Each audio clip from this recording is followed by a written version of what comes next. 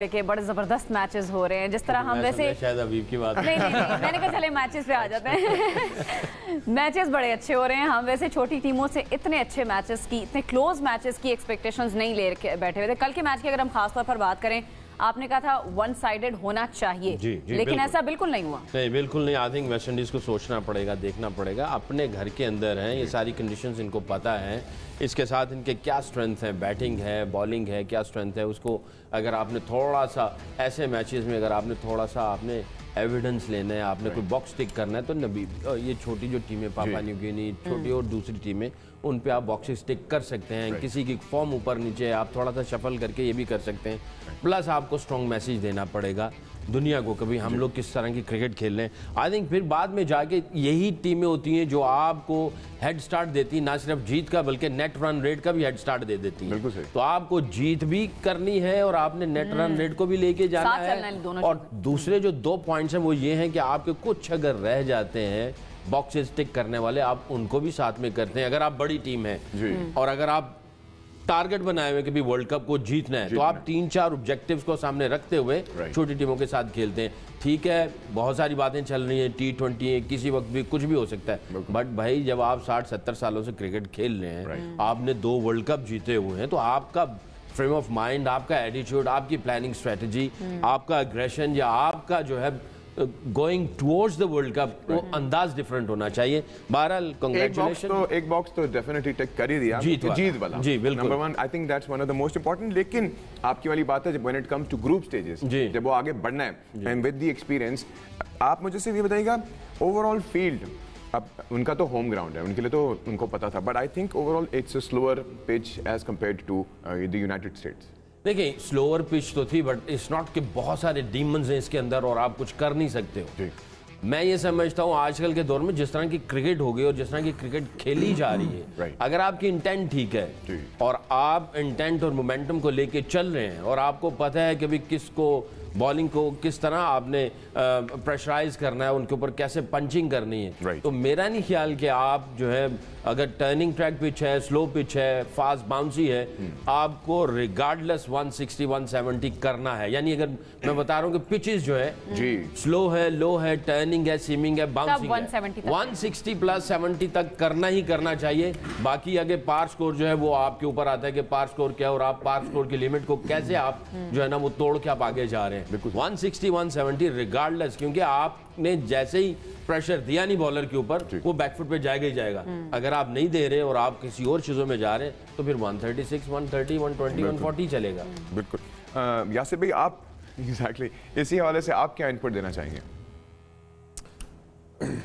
आप अपना क्वेश्चन यासिर भाई, ये जो मैच हम पिच के हवाले से बात कर रहे थे कि किस तरीके से लेके चलना है और अपने आप को एस्टैब्लिश करना। जी, जो वेस्ट इंडीज़ की अभी तक मुझे पिचेस नज़र आई हैं, वो मुझे ये लग रहा है कि स्लोअर साइड पे होंगी और स्पिन भी हो रहा है, बॉल होल्ड भी हो रहा है, बैटिंग के लिए मुश्किल है। बट वेस्ट इंडीज़ को सिंगल हैंडेडली मारना चाहिए था, लेके जाना चाहिए। जितनी सकलैन भाई ने बात की, जो उनकी रेपो है, जिस तरह वो 70 साल से क्रिकेट खेल रहे हैं, 2 दफ़ा वर्ल्ड चैंपियंस हैं, लेकिन उनकी भी वो बॉडी लैंग्वेज में थोड़ा सा डर नज़र आ रहा है। या तो पिच में डायमेंड्स तो थे, लेकिन आप 138 चेस कर रहे हैं अगर, तो मेरे ख्याल से 7-8 विकेटों से जीतना ही था। फिर क्रिकेट में हम कुछ कह नहीं सकते। T20 बड़ी फ़नी है, फॉर्मेट है, और T20 जो वेस्ट इंडीज़ में होगा वो इवन मोर फ़नी होगा, क्योंकि वहाँ पे जाके बड़ी बड़ी टीमों ने काफ़ी बड़े बड़े ब्लंडर्स करने हैं। अभी मुझे नज़र यही आ रहा है कि जो पिचेस की सूरत हाल है, तो यही होगा। शायद ऑस्ट्रेलिया, पाकिस्तान इंशाल्लाह वहाँ जाता है, क्योंकि सेकंड ग्रुप। किस तरह के ब्लंडर्स आप कह रहे हैं कि हो सकते हैं? देखें, जो हम एक्सपेक्ट करें, जिस तरह इंडिया से हम एक्सपेक्ट करें कि यार हर मैच में 200 करें, ठीक है, इंडिया की टीम भी कोलैप्स कर सकती है। अगर वेस्ट इंडीज़ की अपने होम ग्राउंड में कर सकती है PNG के अगेंस्ट, तो अगर इंडिया ऑस्ट्रेलिया के अगेंस्ट खेलेगी या किसी और टीम के अगेंस्ट खेलेगी तो वो भी कोलैप्स कर सकती है। कोई भी टीम आप अगर आपको याद हो तो 2000 कौन सा वर्ल्ड कप था जो वेस्ट इंडीज़ में हुआ था? 2011 का था सकलैन भाई मेरे ख्याल से। T20 का वर्ल्ड कप हुआ था जो जीते हैं ये वर्ल्ड कप, जिसमें नहीं हम लोग सेमीफाइनल खेले थे और सईद अजमल को 4 छक्के पड़े थे, 3 छक्के पड़े थे एक ओवर में। आई थिंक श्रीलंका बांग्लादेश नहीं था वो, नहीं वेस्ट इंडीज़ में एक हुआ था। चलो तो वो उस वक्त मेरे ख्याल से वेदर डिफरेंट था, अभी थोड़ा वेदर डिफरेंट है। शायद जो है ये वेदर का भी हो सकता है कि इन दिनों में शायद पिचेस डिफरेंटली बिहेव कर रही हो, लेकिन ये भी है कि दोनों नए ग्राउंड थे। बारबाडोस का तो पुराना ग्राउंड है, इससे पहले वाला नया ग्राउंड था। तो it will be interesting, let's see कि क्या होता है इंशाल्लाह। अभी से इंटरेस्टिंग वैसे यासिर भाई मैचेस हो रहे हैं, चाहे लो स्कोरिंग मैचेस हैं लेकिन वो गेम बड़ी इंटरेस्टिंग बन रही है। लोगों को यही चाहिए, देखने वालों को यही चाहिए कि आखिरी बॉल तक जाए, आखिरी ओवर तक मैच जाए। एब्सोल्युटली, देखिए हाई स्कोरिंग जो है वो मेरे ख्याल से ज़रूरी नहीं है कि हर मैच हाई स्कोरिंग हो।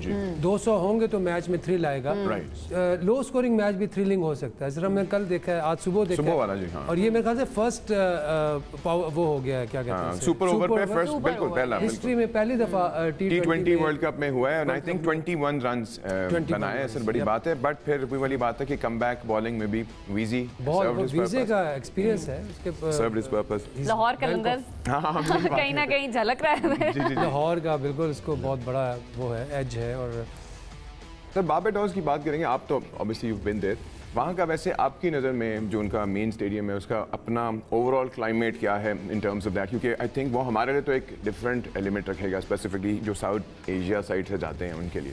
देखिए कोई ऐसा नहीं कि बहुत ही डिफ़िकल्ट किस्म का है, या कुछ ऐसी जगह पे आप चले गए जहाँ पे आपको जो चीज़ें आपकी समझ में नहीं आ रही हैं, ऐसी ग्राउंड नहीं है, ऐसी पिच नहीं है। धूप निकलती है, बड़ी अच्छी धूप निकलती है, थोड़ा सा वार्म भी होता है, ब्रीज भी चलती है, ब्रीज बिल्कुल समुंदर, साहिल समुंदर करीब ही है।